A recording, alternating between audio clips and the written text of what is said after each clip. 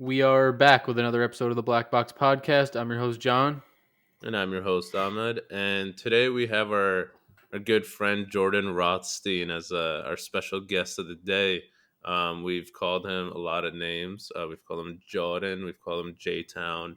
But Jordan's a really interesting person, I guess would be a good way to describe him. He transferred to Stony Brook and randomly moved into the apartment that I was living in with a few of our other friends. And Jordan did like applied math and economics in college, and now works in consulting, doing some software work through like a climate oriented team. Sounds like a lot, but we're going to get into it very shortly, and we know you guys are going to absolutely love it. So I think we should just jump right in. Let's get right into it.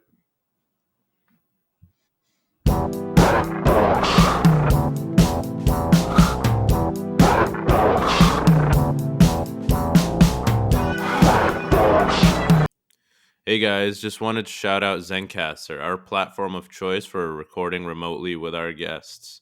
They're sponsoring this episode, so tune in later to hear more about some really great offers. Hey y'all, we're really excited to tell you about Blvck Ice, the black-owned jewelry business owned by Sean Moore, our previous guest on the Black Box podcast. If you think about it, Blvck Ice and like Black Box, it's almost like it's meant to be. Uh, Exactly. Yeah, but we like to focus on investing in the show. So, we kind of look at it as we're partnering up with a asset class. Jewelry is considered an investment. And with the, stock market and crypto being pretty volatile right now and for the most part going down, jewelry, especially precious metals, gold and silver, those tend to preserve their value really well. So, you know, that's also another reason why we think it's a good opportunity. But also, I've worked with Sean in the past. I got a gift for my mother actually for Mother's Day. It was a relatively custom piece, nothing crazy, but Sean was quick, he was easy, he was responsive, the price was fair, and we just met up and transaction was easy, and my mom loved the gift. So yeah, if this all sounds good to you, check out Black Ice's website at Black Ice NYC. And at all socials, and there's a V instead of an A for the black. So as you guys are probably used to with little letter substitutions by us, but you could find stock goods there, and Sean also specializes in custom goods with quick turnaround times. yeah, Sean does great custom pieces. I've seen a bunch of them on his social media. But yeah, he's also good for sourcing, like watches, specific Rolexes, anything like that you're looking for. He can also get you a better price than, if you're going to, a bigger name shop or someone that you don't really know that might try to gouge you on the price. So along with that, it's also supporting an upcoming entrepreneur. He's had a lot of success. He just celebrated his 1 year anniversary of the business, had a really nice party. And Let's get back to the show. yo, we got it. Is it working? Oh shit. I wasn't giving up. Brave browser for the win, bro. Yeah, dude. I Fuck. love your call using. Yeah, Okay. Google sucks. You Anyway, mean after some wait, do you want to say something? I was just gonna say I feel like we should keep this in the recording. I might keep it, or I'll keep a snippet of it.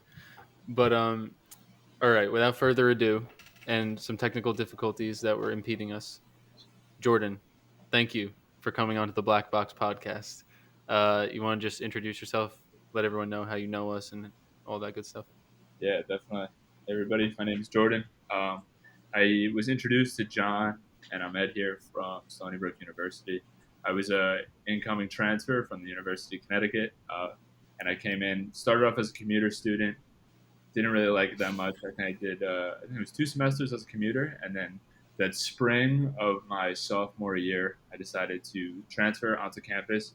I did a random room search. I picked one room, and it turned out to God bless. be yeah, yeah, definitely turned out to be a room with Ahmed and everybody, all his friends. That's how I met John. Was introduced to everybody in their fraternity, and really found a great group of people. That definitely changed my life for the better. So Absolute gang of degenerates. yeah, it's definitely a great time. Really helped me turn into the person I am today. So grateful for all you guys. Ooh, Uh, Awesome. I like at that. Stony Brook, I studied math, applied math and economics, and after 2.5 electric years, I was grateful enough to graduate, get a job working in consulting. I originally started as a financial engineer, working mostly on insurance products, and it was fun and it was challenging. But I had an opportunity to join the climate change modeling team, which I jumped onto. And since from there, it's been about a year and a half. I've been about 8 months on the climate change team. It's been a great time, and now here we are. I feel like I missed the memo on when you changed teams, but Yeah, that sounds sick. You're still with PwC, right? yeah. Still with PwC. It was like an internal transfer. I'm still in like their risk modeling services, but the other team, like the financial engineering team, wasn't growing. It was getting pretty stagnant. It just honestly it wasn't very interesting. And I wasn't really able to code as much as I wanted to, or as that I thought it was going to be as like a financial engineering role. It's just like a lot of Excel templates, which you know. Yeah, you weren't really trying to. Yeah, I do remember you telling me that you were only touching a little Python. Yeah. But yeah, no, that's sick. Um, I guess what made you want to become a financial engineer? Like, when did you know? What was your major? I studied or applied math and economics. Yeah, sorry, you said that. Did you know that Yes. that was the line you wanted to go into, and that's why you did that, or? Well, so honestly, like my dream has like been like ever since being at Stony Brook, to become like or is to work in quant finance, and I got like an opportunity to become a financial engineer, and I thought that would be a good path to go down. Thought I was going to be like in the coding, doing like the numerical analysis, learning those skills, and the so I mean I had good exposure to that world, but it's mostly in Excel, so it didn't really wasn't as much of it wasn't as much coding as I really wanted it to be. So, but I mean, everything I think is just like a stepping stone. Is Of hopefully course. I can get to the quant finance, working at Rentec. Nice. Nice. But I guess one question I have for you about your current job, like, so I know you mentioned climate change, and I feel like we've probably had this conversation in the past, but I guess could you explain to our listeners what climate change has to do with finance? yeah, definitely. So one of the biggest pieces of climate change or of like climate change and finance is called financed emissions. So there's like different accounting standards which quantify your asset portfolio and how much like emissions you're financing. So if you were buying stock in an oil and gas company, that has an associated amount of emissions with it, as opposed to like if you're buying stock in a renewables company, it's a much more like efficient for the portfolio. So something that like asset managers are starting to consider is their financed emissions, and especially with like the upcoming disclosures from the SEC of like now these companies are having to disclose how much emissions are they actually financing. So it's putting a lot of risk on their portfolio. And I mean ultimately oil and gas stocks companies love them because or like asset managers love them is because they always have high yield. That's because everybody needs energy. Like Yeah. energy is what powers everything that we're doing. So they're so now they're trying to transition away, and the real interesting part is how companies are thinking about optimizing their portfolio to reduce their emissions and really kind of transition out of oil and gas. But where do you replace that yield that you're losing from? So there's been like there's a lot of or there's coming out with a lot of organizations that have like target setting frameworks, which is mostly what I help to like implement against. Um, so these companies that say like if you want to reach a net zero portfolio by 2050, you have to hit like these emissions reduction targets along the line. So we kind of help, at least in my role now, we a lot of like these asset managers don't really know about it. So as a consultant, we explain to them what it is. We help like implement the target setting, and then we help them with their path to achievement and optimize. Gotcha. Nice. I got two questions. One, is this also kind of play into how companies now can like buy carbon offset? Is it kind Yeah, of play into that? All right. yeah. I mean, Um, yeah. So yeah, yeah. carbon offset, it's big. Like people are or companies are trading carbon offsets. There's a new I forgot what it was called. There's it's like a blockchain solution of carbon offsets. The thing is called Energy Web, and they have like pretty much like a decentralized platform for companies to buy offsets, and like through the blockchain they're validated as being like reputable offsets. Like they have to hit a certain number of criteria, which is it's pretty cool. That's fire. looked into that. Haven't done anything with that with companies. Even though in a So, way I feel like it's mostly just them giving money for their bad decisions. You know what I mean? Like, yeah, I mean exactly. It's also like it's oh you're doing good by buying this offset, but you're still causing the emissions. So like I don't know, something with the carbon offsets is like how much carbon can we offset? Like yeah, I don't think it's an you're infinite still doing loop. the damage, but like, I know it eventually makes its or quote unquote makes its way down the line to someone actually doing something or like doing something that offsets carbon emissions, or it invests money into research for more efficient things. Like in one of those ways, it's helping, but it's more like, all right, I'm just going to prolong this problem and pay people off. And there's also probably tax benefits to doing that too for the company, Yeah, right? yeah, yeah, definitely. I think I mean, there's definitely efficiencies that you get with buying carbon. I think it's probably tax laws. Yeah, I can just see that, but I don't have fact on that, but I can definitely just see that being the case. The other thing was, so you're a consultant. Are you like working for another company that hired you to work for them, or are you still?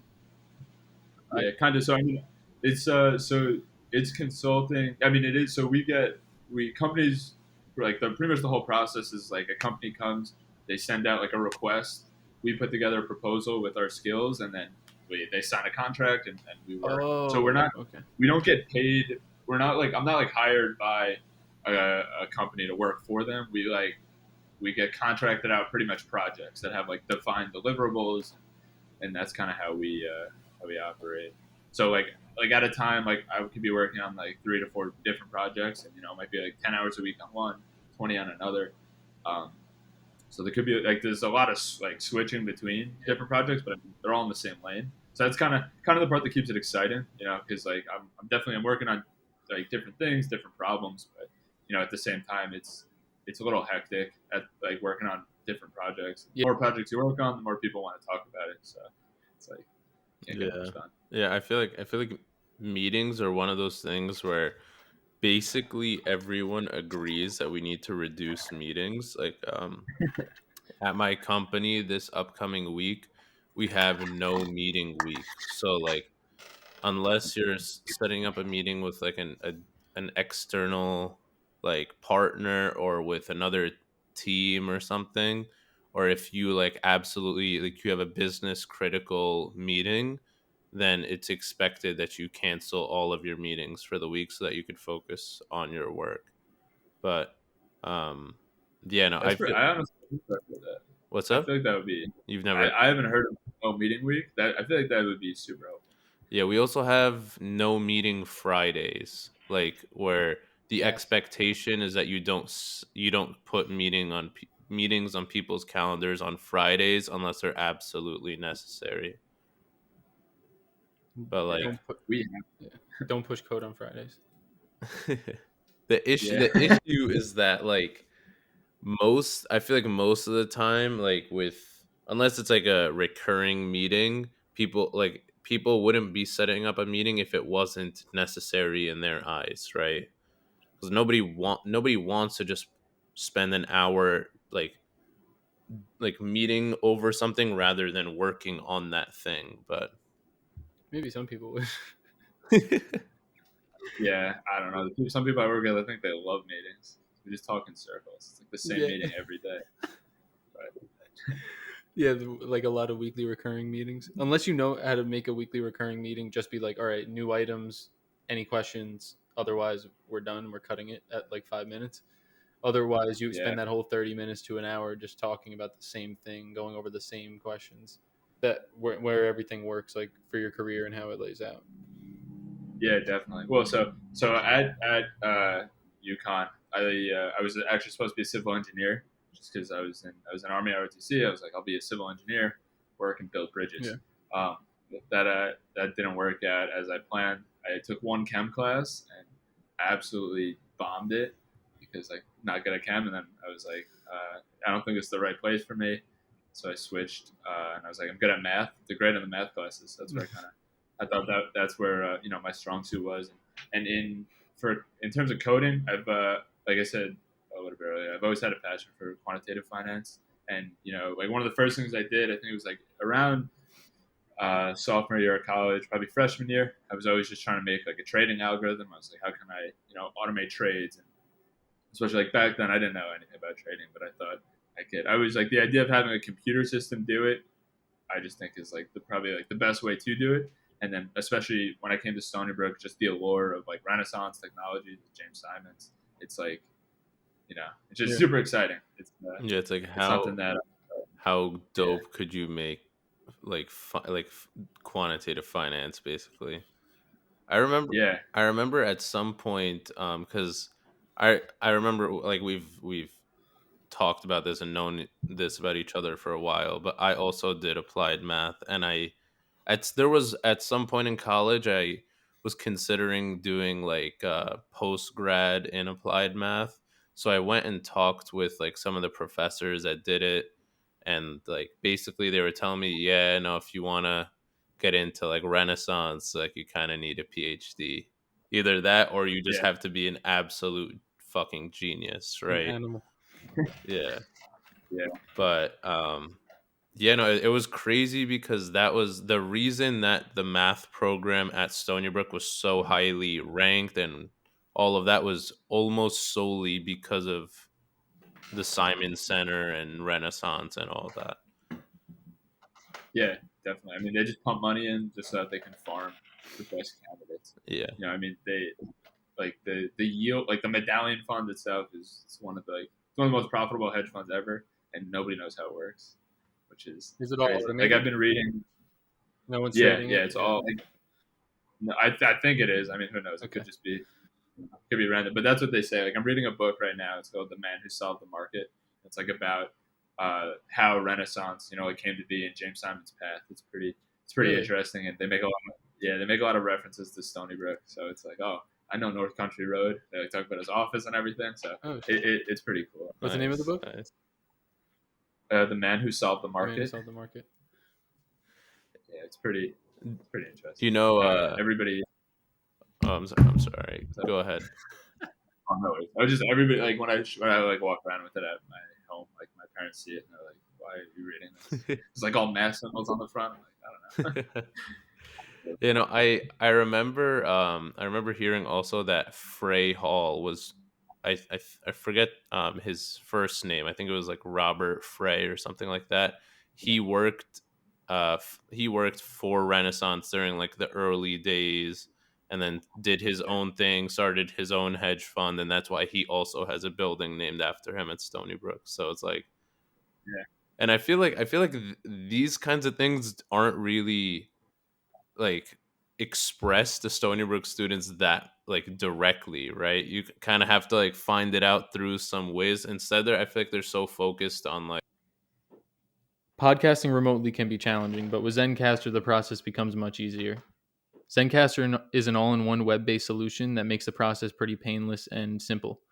Um, Zencaster allows to bring you guys, our listeners, the best quality by providing crystal clear audio and gorgeous HD video when we record with our guests. Zencaster is also easy to use for new users and guests. So, when we have people on the podcast who haven't used the platform before, we pretty much just tell them to show up with a computer, mic, and headphones, and you're pretty much good to go. Zencaster is pretty plug and play. But from local recording to automated post production tools, you don't even have to leave the browser to finish off your episode. Use the code zen.ai/blackbox and enter our promo code blackbox. You'll get 30% off the first 3 months of Zencaster Pro. It's time to share your story. yo, like we got like this zebra path or some random They created the MRI at garbage. Stony Brook Hospital. Yeah, Like, yeah. it's they have insane. the MRI prototype in the lobby of the chemistry Yep. building. Yep, I saw that. I'm saying a lot of crazy stuff came out of Stony Brook. But yeah, you're right. It's also like a few successful, not a few, a lot of successful people came out of there and they were able to get good money into there and then create these really good programs. Same with computer science, Yeah, which is, like, I feel like AMS and computer science go hand in hand in a lot of cases, like yours specifically. yeah. Yeah, I guess, so like how, I get however much you can talk about it. How much you like are in what ways are you using the code to like create these models for you? For like or for trading. trading or for what you're doing at work too? Oh, all right. Yeah, I mean, Or both? for well, I guess yeah. Some of the trading stuff I've done, like I've always, like, from work, what I found a lot, like nothing comes out of the box that works. It's a lot of testing. It's all like systematic testing. So like I've always been like super interested in like moving averages and being able to like scalp trades as they Yeah. go up. But like, thinking of how you can get a computer to figure out like what is the best set of moving averages for some time frame for some ticker. So I've been like, I've tried to do things, but I never, like the time that it takes to fine tune something. I feel like I just spend a lot more time just building my skill and being able to implement an algorithm I find than like kind of really hammering it down. Like I've done, especially like if I come up with a strategy, I can get something that's profitable on a back test, and then like you run it like as a test live with like they have like paper Yeah. trading accounts that simulate like slippage and everything, but and then everything just like goes down the drain. Yeah. It doesn't work. Yeah. So Yeah. so I mean it's fun. It's something I do on the side, and something that I've been trying to do recently. I've been working. I was messaging you, John, about this a few days ago. Is trying to use computer vision to identify like like certain Basically price getting it action to read the like chart symbol. for you. Yeah, exactly. Like just getting it to read the shape and say is that a head and shoulders? Like because I feel like I mean, and I have very little experience with machine learning, so it's I think this is like a good project just to get me involved in machine learning and computer vision You can train the model. because in my head, yeah, like in my head, I think like because like I spent like 4 hours a few days ago just like they have like I like TensorFlow, they have like image classification, so like I can feed it and like I trained the model within a few hours, but and then like I'll put through like live data, and it doesn't work. So it's just about like getting into the details. Nothing works right out of the box. Yeah, no, Um, I feel like any anyone who's in software, like does anything related to software, could probably attest to the fact that even if you're able to do something in like, let's say, in like X hours, you will need like 2x or 3x time, because you need time to debug your code and then test your code and Yeah. all of that.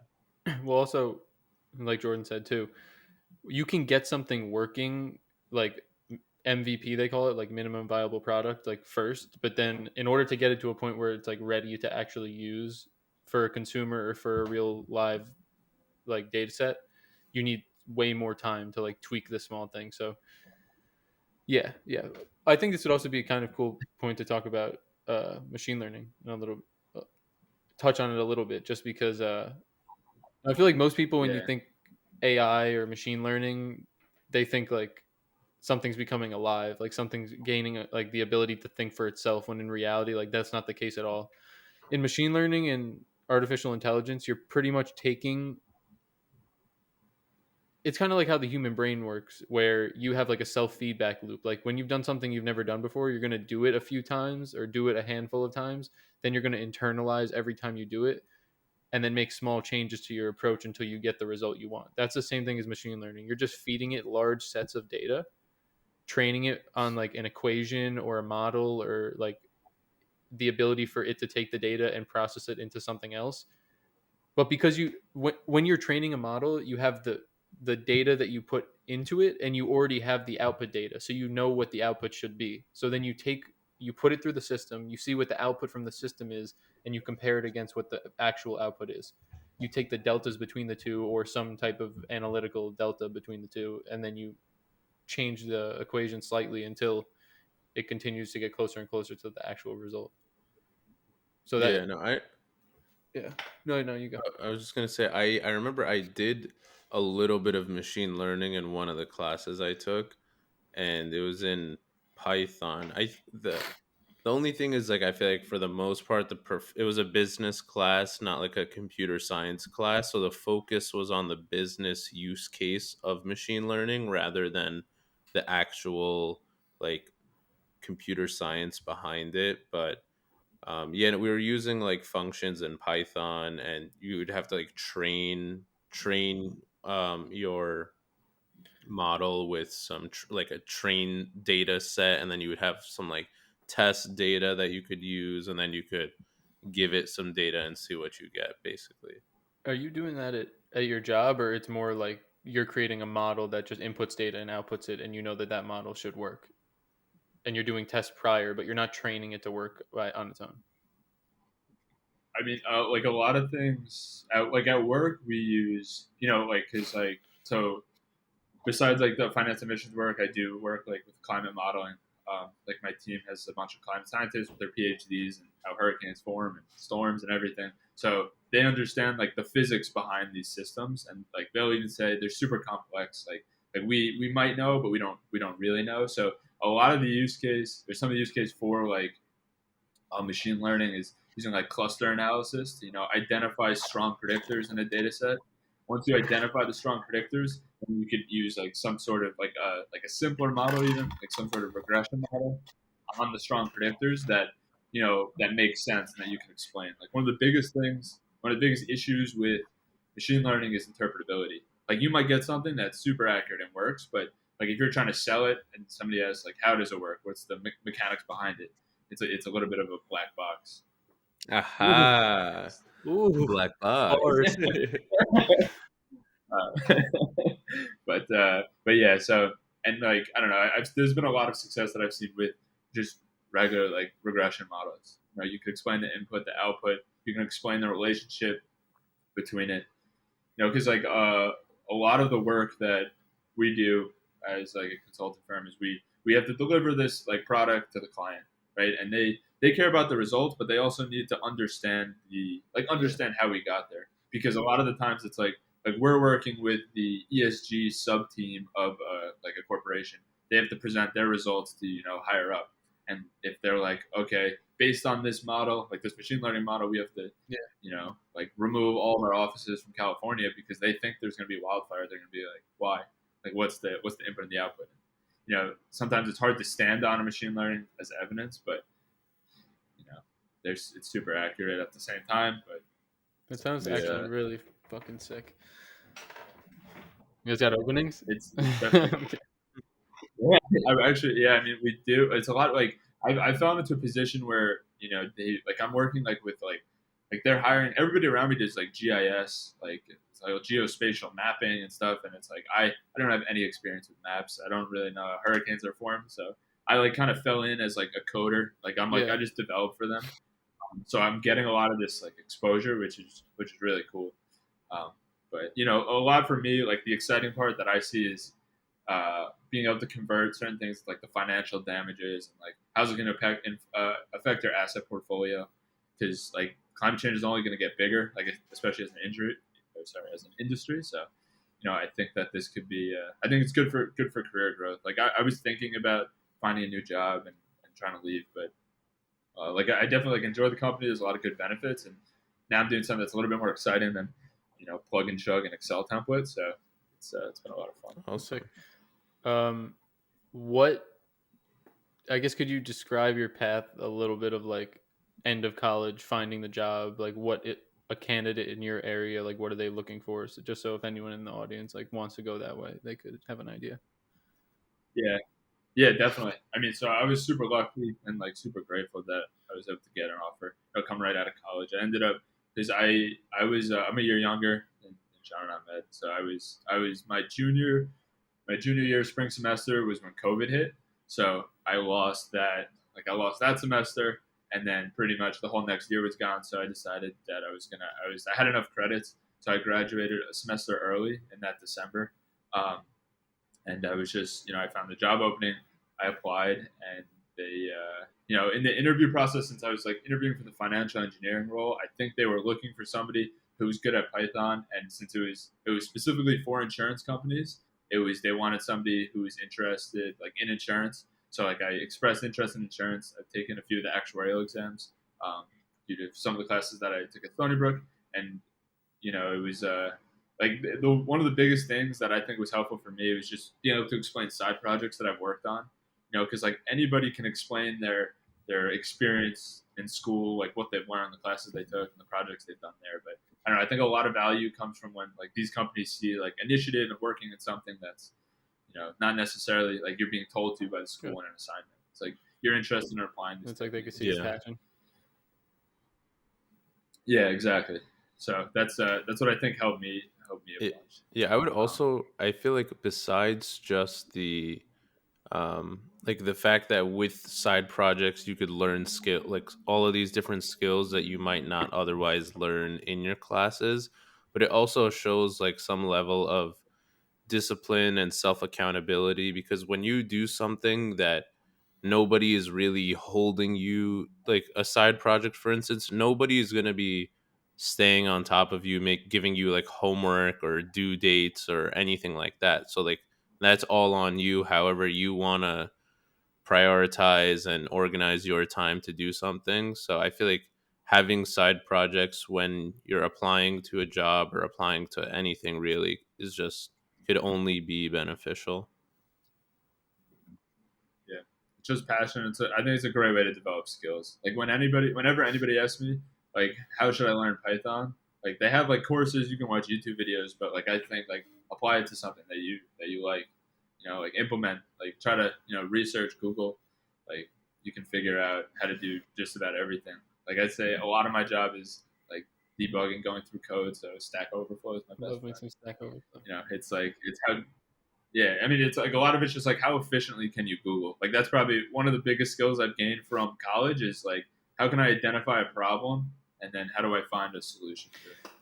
So, but I mean, the one thing I will say that definitely I wish I took advantage of is that like taking some computer science classes because I coming from like I didn't have a like a school taught coding background, but I like taught myself Python. I was proficient enough to do it, but like efficiency and like data structures and like something that I've run into is like I can write like I'm very confident in fact like I can write a code that solves any problem, but I can't do it the that's where most I'm at. Yeah. efficient way a lot of the times, which is like I feel like if you study like comp sci, like okay, well you could do it like It would this be to yeah, like O order. n O of n squared a lot n log n. Yeah, I feel the same exact way because I took it was the machine learning graduate elective for computer engineering when I was finishing up the masters.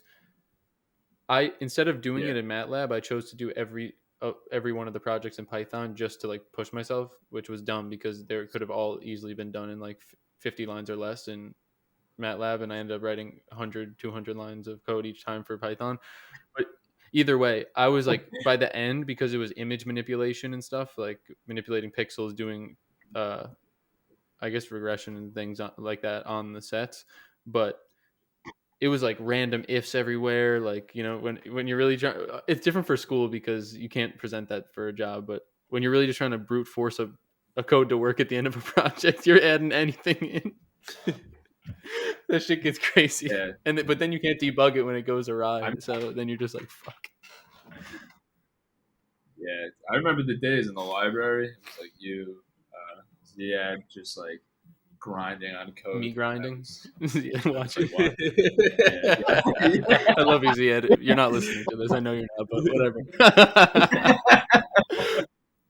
Yeah, no, yeah, for sure. No, I love it exactly. though. That's the thing. Like even the projects I'm working on now, once I get that problem solved that I haven't been able to fix for a few days, it's like Yeah, I'll run around the house screaming. Like I never do that for anything. And I'll just be yeah, dumb hype. My parents are like, "Yo, what the fuck?" Like, yeah. No, you're right. No, it's like I don't know. Like I say, it's similar to like if you're like gambling, like the rush you get when something works and hits. It's for me at least it's similar, and it could just be like my screen flashing blue now, and I'm just yeah, like yeah. yes, it No, I worked. feel that. How often do you feel like you run into that at this position now? Is it like often because it's new, or it's like you're kind of doing the same thing? It's just like a unique issue along the way that you might run into, Are you saying like or like efficiencies, running into like problems? problems, like just bugs and things that you can't solve for a day or two, Yeah. where it's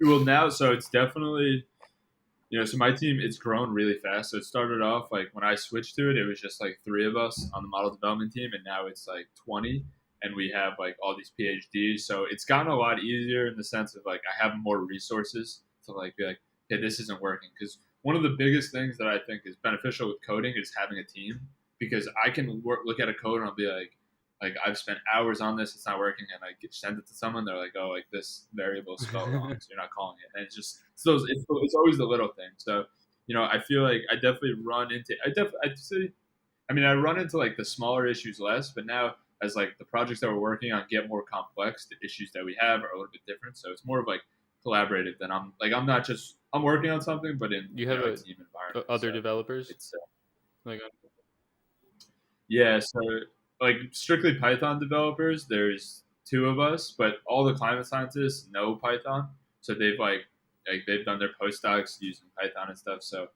it's and they pretty much lay out the methodologies like very well. I mean, a lot of it's just like research, like just like they read a paper, like some new paper on how to predict hurricanes, and then they say, okay, we use like these variables. This like they explain it very well, which is why and that's it fine. makes like our No, model better. So that's like a different type of coding style too. Because for my capstone for senior year, I had to do some like room temperature modeling for like a room if there was like heaters placed in different areas and how the rays would affect the overall temperature of the room and shit. It was a really cool project, but that was more like I'd read a research paper, figure out like these equations that I thought would fit best to like model this. You know, you take the data, the variables as inputs, calculate them, do your modeling, which is way different than like web application development where you're doing like oh yeah, APIs and things like that. But all right, I know we're running a little bit short on time, so I don't want to keep chatting about that too much. I guess to wrap it up, Ahmed, if you have another question, you could ask that too. But what's like one thing that if you could share with anyone in terms of like, you know, about your job, about, you know, coding, about anything, like what's one thing you think that people, if they're interested in getting into a career of your type or software development in general, like something that they should try? yeah, that's a good question. Um, one of the best things Or I guess what's the that one I thing think, that like clicked like a for lot you of and then you were like, all right, this like is easier now, like because you know when you first start things, it's like holy shit, coding is crazy. Like yeah, no, definitely. I mean, I think it's a lot of it is just like I try not to. I mean, it's just persistence. Like the amount of times that I could have said like I'm gonna stop here because like it's too hard. I can't do it. Um, it's like because I did run into that a lot in the beginning. Like I pulled some pretty late hours, and I would like if I studied comp sci in college, I definitely wouldn't have needed to put in that much time. So it's like overcoming like once you overcome that learning curve, once you get past it, it gets a lot easier. And then it's a lot of the people like I've surrounded myself with. Like I've asked a lot of questions to people. Like if I can't figure something out, one of the best things is just ask questions to people, to the right people. Having a good network is super helpful. But I say just keep going. As cliche as it no, is, not don't give cliche. up I on think that it. was a good way to put it. Ahmed, do you have Yeah. anything else? Yeah, just one last follow up to that. I guess what's what do you want to do next? Like, do you think that you want to keep doing something similar to what you're doing? Maybe not specifically related to climate, but that same. Is it all considered financial engineering still? No, I'd say like I'd fall now more under like ESG, like on like an ESG team. But I mean, definitely what I want to like I want to keep going. I want to stay in finance if I can go into like sustainable quantitative finance. Like it's like quantitative finance it's super specialized and it's you need like certain skills. But now like I might not be the best coder, but I have a good understanding of like asset portfolios and coming on with like the climate knowledge that I have. Like I feel like it's setting me up for a good path to go into some sort of quantitative investment. But now being able to specialize specifically on the sustainability piece is where I want to be, and also feels like I'm doing something good because it's these companies that have like multi-billion-dollar asset portfolios that are really funding the oil and the gas companies. It's not like somebody buying 6 gallons of gas for their car. It's so like where change happens, that happens with like these big corporations. So That's it. that's where I'm hopefully I want to go. Awesome, You bro. know, it seems like you're setting yourself up, like getting the right bits of experience so that you'll be ready to be a candidate for your ideal job. I think that's a good lesson for people Yeah. like in their 20s, early 20s. Is like, you know, if your job's not giving you, like, find out what you really want to do. And if you can't do that right away, then figure out what jobs and experience you need to grab so you can get there.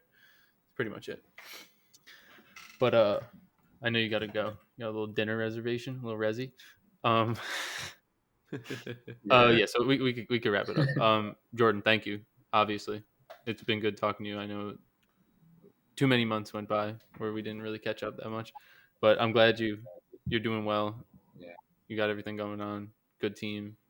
Learning some good shit. Uh, yeah, I'm in. It's been a pleasure. Thank you Thank for you. All having right, I guess J Town. I'll send this out. You guys all know where to find us at Black Box Podcast. No A in the black. Thank you, J Town, and everyone. We will see you next week. Peace. me. Bye.